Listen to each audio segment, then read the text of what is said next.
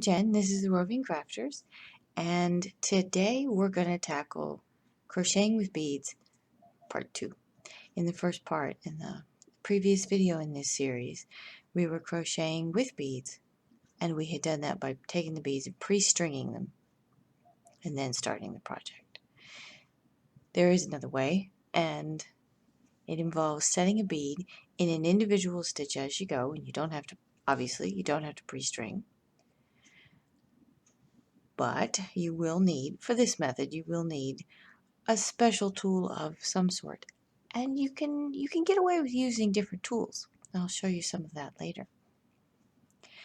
This method involves taking one of these loops, like this, and setting the bead down at the base of this loop, putting your hook back into the top, and crocheting as if the bead wasn't there. That's the way I think of it, as if the bead's not there.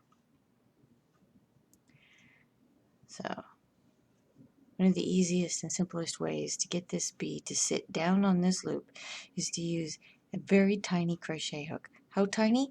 Well, that's going to be dictated by the size of your beads. I have a 4/0 bead here, and I'm using a 1.4 millimeter hook. Like so. I'll just pick up a bead. Let's get a darker bead on the hook. Like that. And then go into my active loop. Make sure it's secured on the end of this tiny little hook. And pull the bead down and over and like that.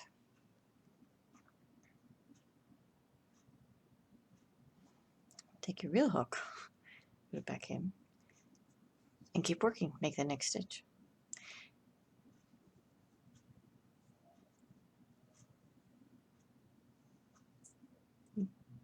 Like that.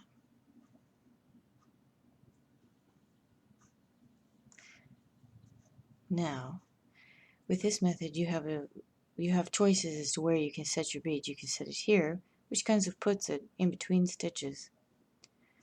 You can begin your single crochet, pull up your loop, and then set your bead in this loop right here. It'll give you a slightly different effect.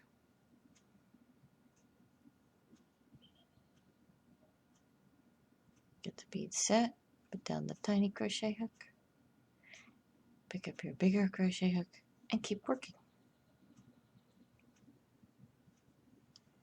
Personally, I like the second method versus the first, but that's just a preference. If you happen to have a collection of tiny little crochet hooks, then you're ready to go. But they are not easy to find.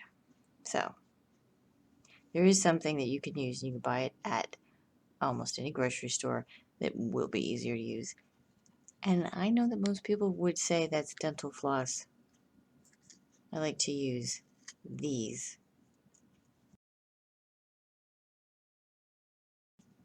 They're these little things. Gosh, they're so fine. They're so thin. I don't know if you can see them. Here we go. Let's say I want to set a bead in this hook with this little thing. Take a bead. Oops. String it like that. Just let it sit. Like that. Go into my active loop.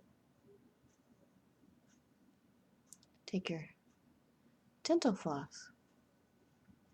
With this end, go into your loop, go into your bead, so you form the loop here, push your bead down, like so, pull your dental floss out, ta-da.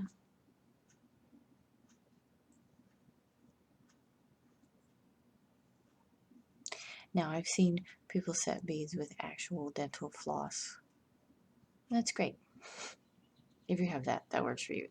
If you're already doing that, why are you watching this video?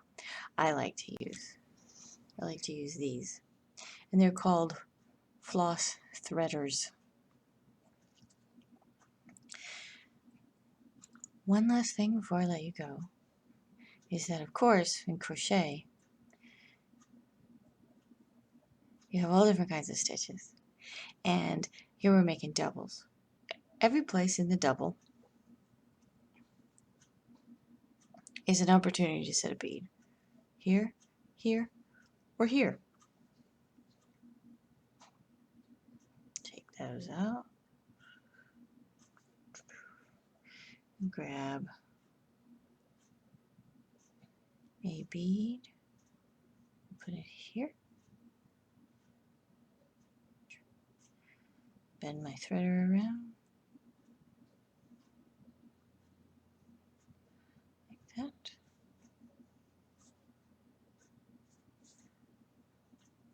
Be sure and pick up all your loops again.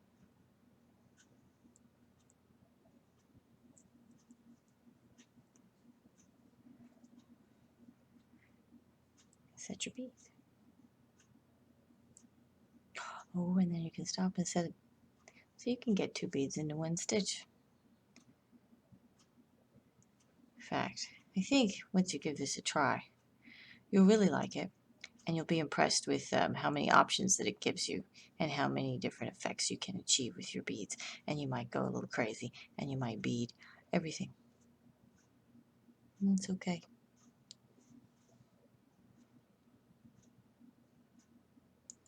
Pick up your loops. There we go. And there I have 2 beads set into 1 double crochet.